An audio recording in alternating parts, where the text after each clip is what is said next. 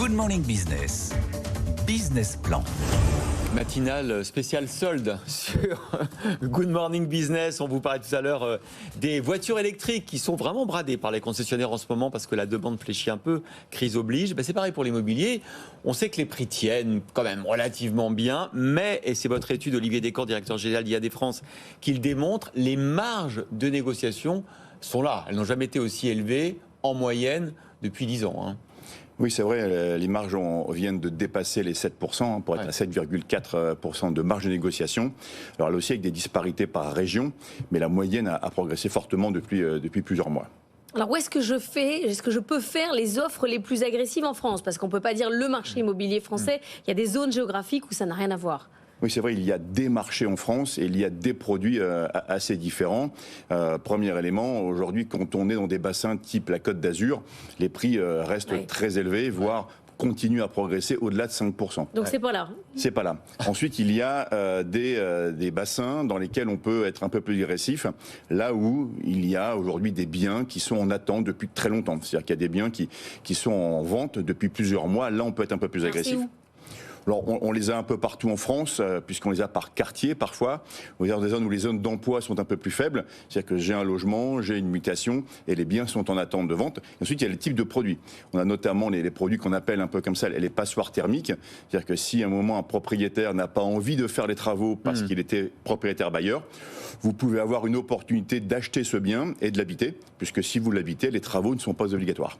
Alors ces zones, on les a à l'image pour ceux qui nous regardent en télé, c'est Limousin, Haute-Normandie, Lorraine, Bretagne, Champagne-Ardenne, Picardie, Midi-Pyrénées. C'est là où il y a les plus fortes décotes. C'est vrai. Mais alors c'est compliqué ce marché immobilier parce qu'on parle à la fois de baisse de prix et de marge de négociation plus élevée. C'est un peu la même chose, en fait on est un peu dans l'entre-deux, c'est-à-dire que les gens mettent les prix un peu trop haut. Et donc, il y a une marge de négo qui fait baisser les prix et qui rend le prix réel plus bas, en fait. Ce qui est juste, c'est qu'on vient de sortir de plusieurs années où les prix étaient très élevés. Et donc ça, c'est le travail, par exemple, de nos 15 000 conseillers.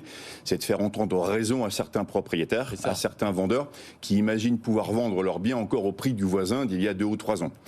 Ça commence à bouger beaucoup. C'est-à-dire que le côté raisonnable est en train de se mettre en place. Aujourd'hui, les prix ont légèrement baissé pour arriver aujourd'hui à 3 257 € du mètre carré, pour être très précis, en France, moyenne nationale. Mais par exemple, en région parisienne, on est à moins 4. Et c'est le cas d'environ 90 à 95% de toutes les métropoles de plus de 40 000 habitants. Ce qui veut dire quand même que pour être très concret, c'est qu'aujourd'hui, si je cherche une maison autour de 250 000 €, je vais regarder les offres à 300 000. Je me dis que c'est ouvert, que je vais pouvoir négocier. Oui, dans les bassins qu'on vient de décrire, que vous venez de passer à l'écran, globalement aujourd'hui, on est de plus en plus proche d'une marge de négociation qui va se stabiliser et des prix qui vont devenir raisonnables. Il y a plusieurs raisons. Aujourd'hui, le marché français, il est constitué de deux grands groupes. Le marché nécessité. Décès, divorce, mutation, agrandissement du cercle familial. Donc là, il y a une contrainte de mettre son bien en vente et il y a un délai auquel on ne peut pas dépasser pour accepter un emploi, pour se séparer, pour changer de vie, ou s'il manque une chambre parce qu'on aura des enfants dans quelques temps. Ensuite, il y a le marché de confort. C'est-à-dire que si vous voulez, par exemple, acheter une résidence secondaire détenue par une personne qui n'a pas besoin de vendre tout de suite, il ne baissera pas son prix. C'est toute la différence qu'on a entre l'immobilier, dont on parle très souvent, qui est vu parfois comme une valeur financière, et le logement, qui est une valeur affective. Et du coup, c'est vrai que quand un marché où les marges augmentent, c'est un marché où on cherche les prix d'équilibre, en fait, quelque part. Ça prouve bien qu'on est en pleine transition, finalement, sur ce marché immobilier. Exactement. C'est une transition qu'on est en train de vivre, d'où ce guide, ce LPI, pour accompagner à la fois les professionnels, pour accompagner à la fois les clients vendeurs ou acquéreurs. C'est le baromètre, c'est ça? C'est ce baromètre, pour ce baromètre LPI, pour permettre à chacun de pouvoir avoir le vrai prix, quelque part, du marché. Un petit mot sur les passoires thermiques. Est-ce que c'est là-dessus qu'on a les marges de négo les plus fortes aussi ou pas? Si on veut investir, non. Si on veut habiter, si on veut habiter, oui. Si on veut investir, non, puisque vous avez le coût des travaux qui vient majorer le coût final d'acquisition. Donc là, non, on n'a pas les marges les plus élevées. Qu'est-ce qui se passe sur vos commissions à vous? Alors vous êtes un système IAD, vous avez des agents qui sont indépendants par rapport au réseau. Est-ce que vous voyez les négociations se faire aussi sur vos commissions à vous? Oui, bien sûr. Nous, on a 15 000 mandataires en France. On voit les taux alors nos taux sont globalement déjà 15 à 20% moins élevés que ceux du marché.